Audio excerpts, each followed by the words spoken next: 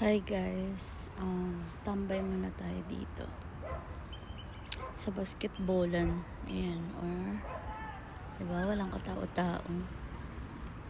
Naisip ko lang, pumasok lang sa isip ko yung tanong last time sa Bible study na how can you love someone even if it's hard to love them?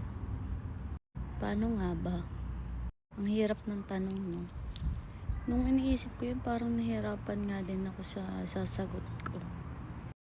It's easy to explain it or say it, but it's really hard to show to everybody kung paano mo sila talaga mamahalin.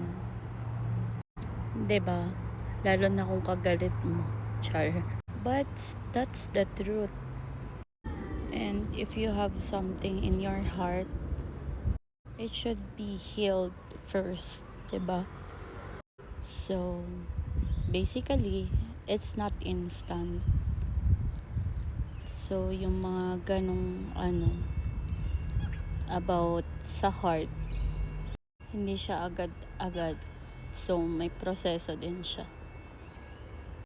So, ayun lang, na-share ko lang guys. Kayo kaya, anong sagot niyo sa tanong na yun? Comment below. Yun lang guys. God bless everyone.